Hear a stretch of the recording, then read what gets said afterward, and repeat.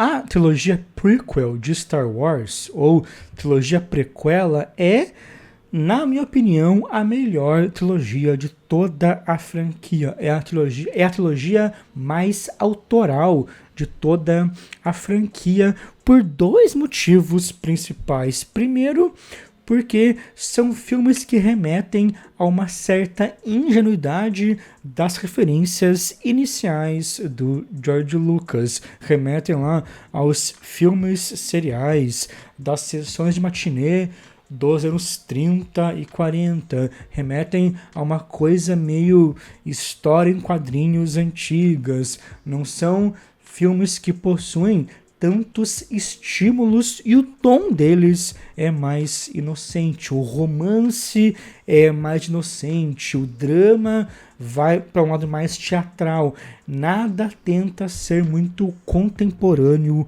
ou muito dinâmico. E o segundo motivo é porque o George Lucas integra um interesse muito específico dele em experimentar novas tecnologias, em experimentar com a imagem. Ele integra isso com as suas referências de um cinema mais clássico. O episódio 2 foi um dos primeiros longas de Hollywood a serem gravados totalmente em vídeo, em digital. E nas cenas de ação ou em cenas mais contemplativas dos episódios 2 e do 3, o Lucas trabalha muito bem com um aspecto mais plástico, mais pictórico dos cenários. Alguns cenários e paisagens parece que são pinturas vivas e, em vários casos, os personagens interagem diretamente com esses cenários. Como ele gravou em digital e não em película, como ele já tinha o resultado das gravações na hora que ele gravou, ele conseguiu pensar muito melhor nas composições entre os personagens e os elementos em CGI. Ele integra muitos detalhes nos cenários e em certas interações devido a essa possibilidade. Então, quer, na verdade, você goste ou não da trilogia prequel, eu acho que ela reflete muito uma certa essência do George Lucas na sua relação com Star Wars. Acho que nesses filmes ele teve tanto uma certa liberdade criativa como também uma certa liberdade financeira para concretizar a sua visão. E como eu acho que ele executa tudo isso muito bem, e como eu também compartilho de alguns desses interesses do George Lucas, consequentemente eu acho que essa trilogia também é a melhor da franquia. Nesse vídeo eu quero comentar sobre os 3 filmes para tentar explorar mais os aspectos autorais das obras, explorar mais aí as escolhas de linguagem do George Lucas. Hoje em dia é cada vez mais raro encontrar filmes industriais que possuem um lado autoral, né? A Disney meio que tornou todo o cenário do blockbuster de forma geral muito mais genérico do que já era. Então, na verdade, é um ótimo exercício retornar a esses filmes até para pensar em algumas diferenças em relação ao que é produzido hoje em termos de blockbuster, né? E não só de Star Wars. Mas beleza, vamos começar pelo episódio 1. O episódio 1, a Ameaça Fantasma, narra o mestre Jedi Qui-Gon Jinn e o Obi-Wan, ainda um padawan, protegendo a rainha Amidala de uma invasão no planeta Naboo, já ordenada pelo Darth Sidious, e durante essa missão eles encontram o Anakin, criança em Tatooine. Esse filme talvez seja o mais deslocado dos outros dois filmes. Ele tem um tom mais contemplativo, mais lento, menos violento, menos obscuro, e a própria decupagem e escolhas estéticas do Lucas são um pouco mais tradicionais e clássicas. As lutas, que são poucas, geralmente são filmadas com planos bem abertos, planos mais contemplativos que evidenciam ambientes grandiosos, porém ambientes fixos. O Lucas demonstra, né, claro, um bom senso de escala ao filmar tudo isso. Ele faz planos bem épicos, mas não são cenas tão, entre aspas, experimentais como são as cenas de luta e de ação do segundo e terceiro filme, em que de fato o Lucas vai integrar muito mais as ações dos personagens com um cenário muito mais maleável. Mas ainda assim eu gosto muito em como esse filme, de modo geral, propõe uma certa ideia de esperança e inocência entre todos os envolvidos. Como aqui o Anakin ainda era uma criança, não era uma ameaça concreta, e era até uma espécie de esperança de ser o grande salvador. A figura dele aqui é uma figura que remete até a um certo arquétipo de Cristo, né? Ele não tem pai, ele mora com a mãe em um planeta que parece um deserto, e as suas ações até são meio simbólicas. As cenas que se passam em Tatooine possuem um tom meditativo muito particular. O próprio Qui-Gon tem ali um jeito calmo e concentrado de lidar com tudo. Aquela sequência da corrida é pensada a partir de uma dinâmica de concentração e de harmonia de forças, e não uma dinâmica de confronto direto. Não é uma cena muito violenta, e várias pequenas situações em Tatooine possuem uma espécie de lição humanista que está presente tanto na sabedoria do Qui-Gon, como também nas atitudes mais ingênuas e espontâneas do Anakin, ainda criança. Na verdade, até as outras cenas de ação durante o filme parece que se desenvolvem mais a partir de uma lógica que busca evitar a violência e mediar o conflito do que vibrar com o perigo. É um filme que evita, de algum modo, vibrar com a violência em cena. Isso nasce mais no segundo filme. Essa emoção pela violência nasce mais a partir do segundo filme e nasce diretamente da figura instável do Anakin. Muito do tom desses três filmes é pensado a partir, né, da fase em que o Anakin se encontra. Tanto é que o terceiro filme é o mais sombrio, é o mais violento.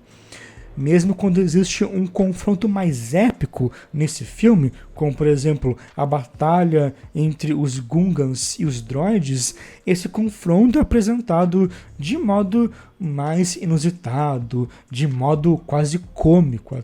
Até a paisagem desse confronto épico é uma paisagem ensolarada e nada sombria. E no final, o duelo entre os Jedi e o Darth Maul possui, claro, uma certa violência, né? O Qui-Gon será morto nesse duelo, mas é também uma luta muito mais estratégica e graciosa do que inflamada. Essa luta no final é quase um balé, né?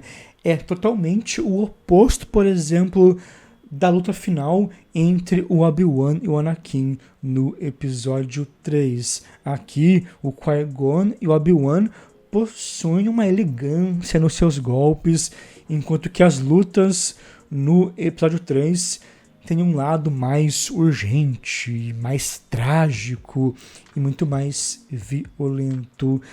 Esteticamente falando, como eu disse, são lutas filmadas de maneira mais clássica, até lembram um pouco as lutas lá do filme original ou da trilogia original.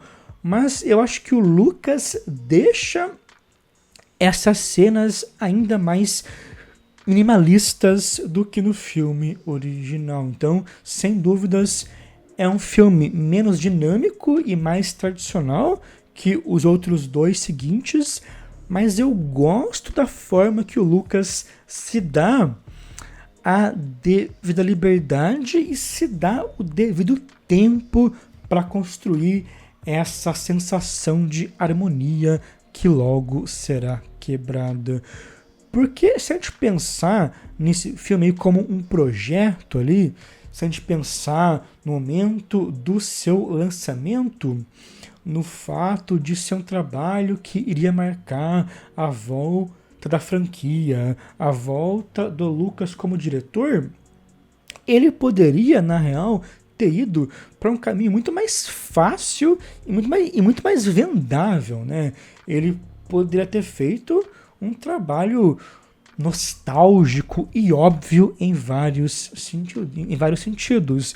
Ele tinha tudo para fazer isso, na verdade, mas prefere construir uma obra que possui um tom psicológico particular e baseia o seu plot em uma trama política muito específica. Essa preocupação do Lucas em conceber as ações concretas como uma consequência de uma trama política, que no fundo já é uma trama do mal, já é parte do plano de ascensão do Palpatine, também é muito interessante e muito inteligente, porque os filmes nunca partem de ações gratuitas ou arbitrárias. Os personagens estão sempre tendo que resolver alguma coisa, tendo que proteger alguém. As circunstâncias sempre obrigam eles a tomarem alguma atitude, e em vários momentos eles precisam meditar sobre isso. Devem definir qual atitude tomar, devem pensar nisso de modo muito rápido. Nesse ponto, o Lucas consegue fazer com que o aspecto dinâmico brote de uma trama muito bem pensada e não seja apenas um dinamismo que funciona na base de um estímulo vazio ou de uma situação arbitrária ou aleatória. Ele é um cara que também domina muito bem esses meandros narrativos todos, né? Mas beleza, agora vamos partir para o segundo filme. O episódio 2, Ataque dos Clones, se passa 10 anos depois do episódio 1 e narra ali o prenúncio das Guerras Clônicas. Mostra o início do romance entre o Anakin e a Padmé. Mostra o Obi-Wan descobrindo um exército de clones que foi secretamente criado para destruir os Jedi, entre outros acontecimentos essenciais. É interessante como a cena inicial desse longa já destoa totalmente do tom harmonioso do episódio 1. Ele já abre com a morte do duplo da Padmé em uma cena bem violenta e imprevisível. O Anakin e o Obi-Wan também, desde o início em que aparecem, estão em constante conflito. Aquele primeiro plano dos dois no elevador até propõe já uma divisão entre os dois que irá permear todo o filme.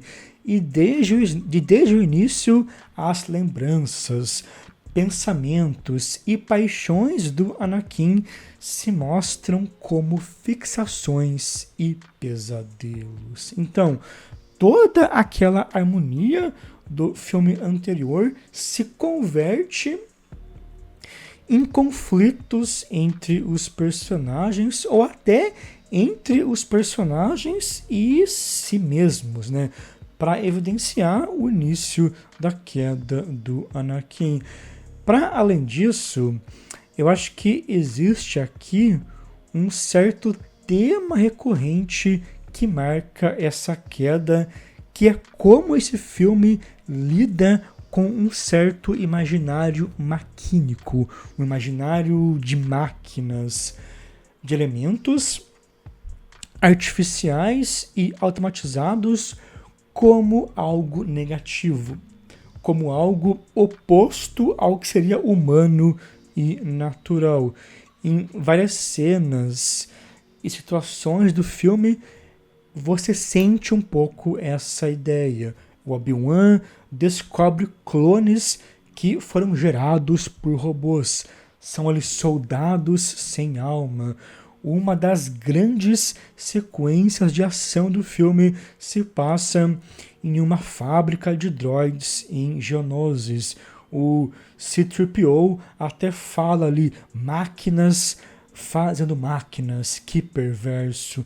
Novamente, essa ideia da dádiva da criação passar para uma máquina sem escrúpulos. E esse ambiente da fábrica, esse ambiente maquínico, é um dos mais ameaçadores para os personagens. Uma das melhores cenas de ação do filme se passa nesse ambiente e o Lucas, nessa cena, explora muito bem os elementos virtuais, os elementos em CGI como elementos de ameaça que se integram às ações dos personagens em cena. O Anakin e a Padmé estão imersos nessa ameaça constante de bugigangas futuristas imprevisíveis nessa cena, ao mesmo tempo que, formalmente falando, esteticamente falando, estão integrados num mundo de formas virtuais inesperadas. Essa cena é um ótimo exemplo dessa integração mais experimental entre os personagens e os cenários. No terceiro filme, essa ideia de um mal que vem das máquinas atingirá o seu ápice quando o Anakin, se transforma em um humano meio máquina ao virar o Darth Vader. Mas aqui o Lucas já começa a explorar muito bem toda essa ideia. Esse filme já foi totalmente gravado em digital e não em película. O Lucas usou uma câmera que foi feita pela Sony e pela Panavision, que gravava em HDCam, que era um formato mais antigo de fita magnética que gravava em alta resolução. E ele foi gravado em uma resolução de meros 1080p, que é basicamente a resolução padrão HD. É a resolução de uma câmera de celular comum nos dias de hoje. Claro que o sensor da câmera dele era um sensor muito mais profissional, mas o filme tem uma textura digital muito mais evidente do que outros filmes gravados em digital nos dias de hoje, justamente por essa resolução mais baixa da imagem. Ele tem ali uma cara de vídeo. A fisionomia dos personagens é até um pouco mais artificial devido a essa textura do vídeo, mas é uma coisa que eu acho que se encaixa bem nessa estética futurista toda. Eu até acho que os personagens perdem um pouco um aspecto mais material devido ao vídeo, e ganham uma fisionomia meio artificial. Às vezes parece que os atores são projeções e não estão ali propriamente. Mas o que mais se beneficia desse processo digital são as cenas de ação.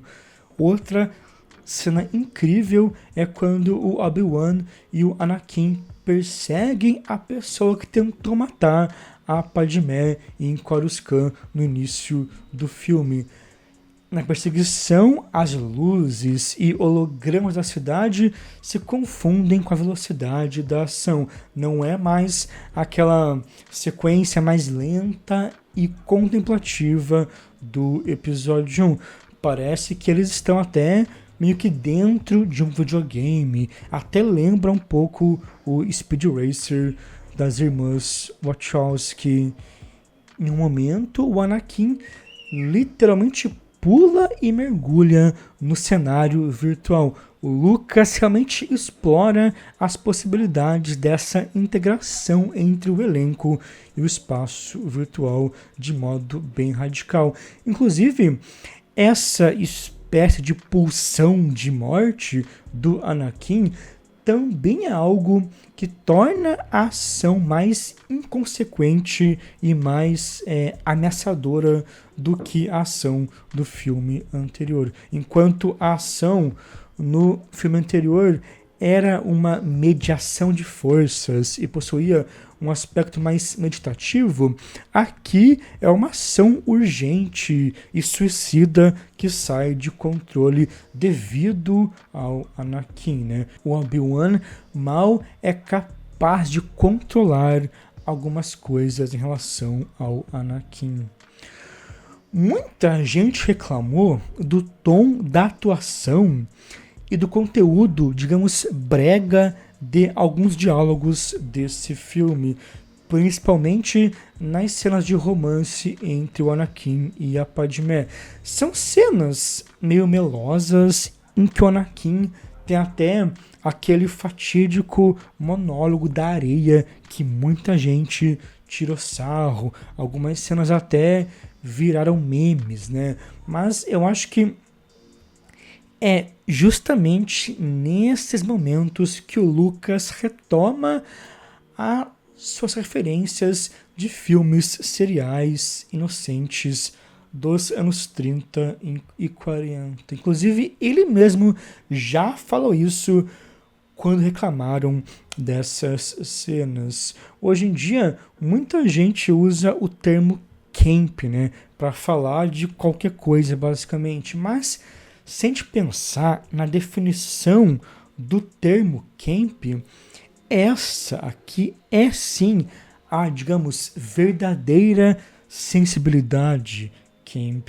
Aquela sensibilidade que não trata o clássico e o melodramático como uma ironia, mas de fato acredita no poder atemporal das suas representações sentimentais. A própria Son Sontag cita os velhos quadrinhos de Flash Gordon como um exemplo da sensibilidade camp no seu texto sobre o camp. O mesmo Flash Gordon que o Lucas sonhava em adaptar para o cinema, né? E essa textura do digital parece que até deixa as imagens dramáticas mais novelescas, mais televisivas, digamos assim. Então, o digital também reforça isso, querendo ou não. Eu, particularmente, gosto muito das cenas entre os dois, entre o Anakin e a Padmé, porque mesmo com o digital, o Lucas é fiel a um olhar mais clássico e a planos mais épicos. Quando o digital começou a ser usado, muita gente tinha medo de fazer planos gerais devido à resolução baixa daquela bitola. Mas o Lucas é sempre muito fiel a uma estética grandiosa e integra o digital mesmo a isso. Mas beleza, agora vamos para o episódio 3, o episódio final dessa trilogia.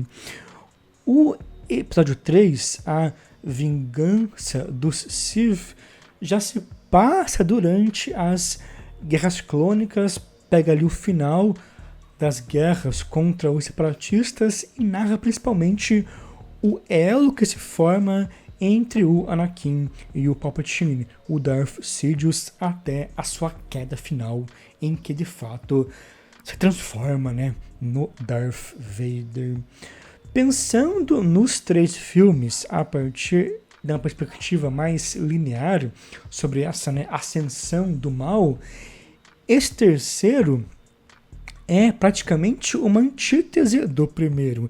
Enquanto o primeiro era um longa pacífico e meditativo sobre o bem, esse é um trabalho violento e sombrio sobre o mal. O Palpatine vira até uma espécie de substituto do Qui-Gon quando se assume como o Darth Sidious, como esse mestre, né, do Anakin. Ele é o responsável por oferecer as tentações finais ao Anakin e por apresentar um discurso com uma ambiguidade moral que vai contra todo o código de conduta dos Jedi que o Qui-Gon representava tão bem no primeiro filme.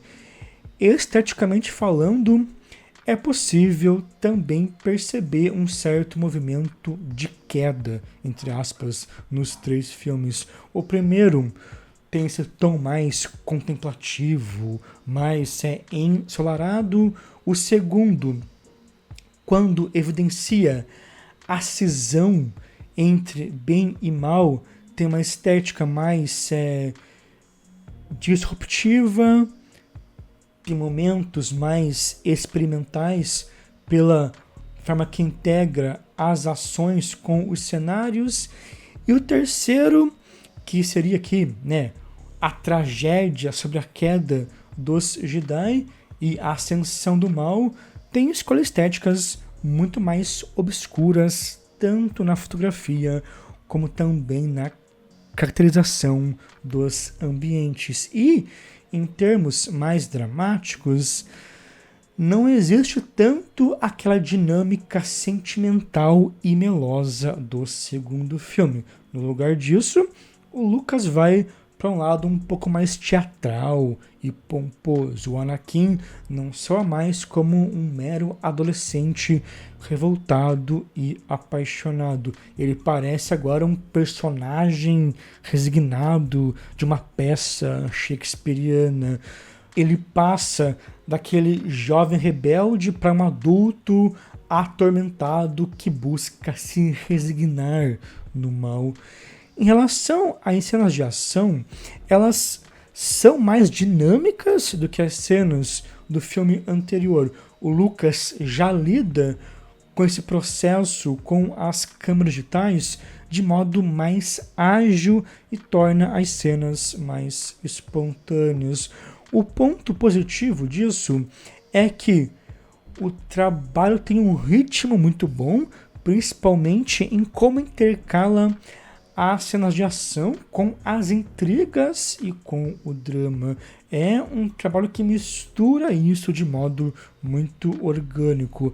No filme anterior, você tinha mais blocos de acontecimentos, e aqui tudo é mais misturado. Mas o ponto que eu acho negativo dessa agilidade toda é que o filme, pelo menos na minha visão, perde um caráter contemplativo em relação a essa estética digital que era mais presente no filme anterior e que eu gostava muito. É um filme em que o processo do diretor está mais afiado, está mais dinâmico, mas também é um trabalho que experimenta um pouco menos com as suas possibilidades estéticas. Mas isso também é uma questão de gosto pessoal. É um trabalho que tem um conceito, no fim das contas, muito bem definido e executa isso muito bem. Uma das melhores cenas da trilogia, com certeza, é a luta final desse filme, é o embate ali entre o Obi-Wan e o Anakin. É uma cena que sintetiza muito bem todas as possibilidades técnicas e estéticas que o Lucas apresentou nos 3 filmes. É uma cena em que o cenário não é uma mera imagem fixa de fundo, como é aquele duelo final do episódio 1, mas é um cenário que afeta o duelo. Os personagens interagem com esse cenário de modo muito mais ativo, de modo muito mais visual. É uma luta muito rica plasticamente falando. E tudo isso não é usado como um simples artifício visual. O Lucas não faz isso para deixar o trabalho simplesmente mais bonito. Toda essa construção sombria e grandiosa dessa luta possui sim um teor trágico e épico em termos dramáticos que dá conta da gravidade de tal momento para toda a franquia, né? Afinal, é um dos momentos mais importantes de toda a franquia e o Lucas vai explorar possibilidades estéticas muito sofisticadas para dar conta disso. Ele também apresenta um epílogo muito bom em que mostra o Anakin renascendo como Darth Vader, como que fechando a questão do filme anterior, né? A tentação do filme anterior, que era o mal, que era a máquina, é finalmente absorvida pelo Anakin quando ele finalmente destrói aspectos da sua humanidade, destrói ali o seu senso humanista Jedi, como também destrói a sua literal fisionomia humana e se transforma no Darth Vader. O Vader é essa espécie de homem-máquina que encarna todo esse aspecto sombrio e antinatural, anti-humano, né? Acho que nesse vídeo deu para sintetizar bem a minha perspectiva sobre esses filmes e principalmente sobre as escolhas de linguagem do George Lucas. Eu também escrevi sobre os 3 filmes no Letterboxd.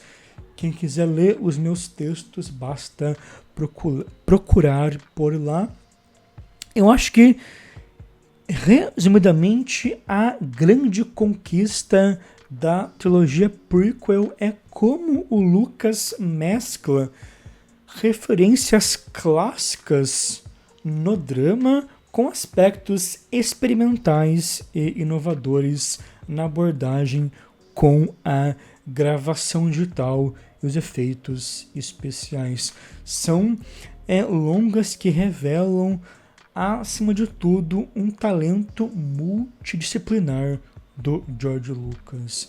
Acho que as pessoas subestimam um pouco esse lado aí mais artístico das criações dele, né? Como ele ajudou a moldar toda aquele conceito de blockbuster moderno dos anos 70, as pessoas ligam o nome do Lucas a algo estritamente industrial, mas é um diretor que literalmente começou a sua carreira fazendo obras experimentais e continuou experimentando com elementos específicos em trabalhos comerciais como esses. Uma coisa que nos dias de hoje está cada vez mais rara e mais difícil, né, de se realizar. Tanto é que o próprio Lucas aparentemente se aposentou. Mas é isso. Me digam aqui nos comentários o que vocês acham dos filmes da trilogia prequel ou qual é a memória que vocês têm desses filmes. Me digam quais os seus filmes favoritos da franquia Star Wars. Curtam esse vídeo, compartilhem esse vídeo, se inscrevam no canal. É importante que todos se inscrevam para o canal crescer e até a próxima.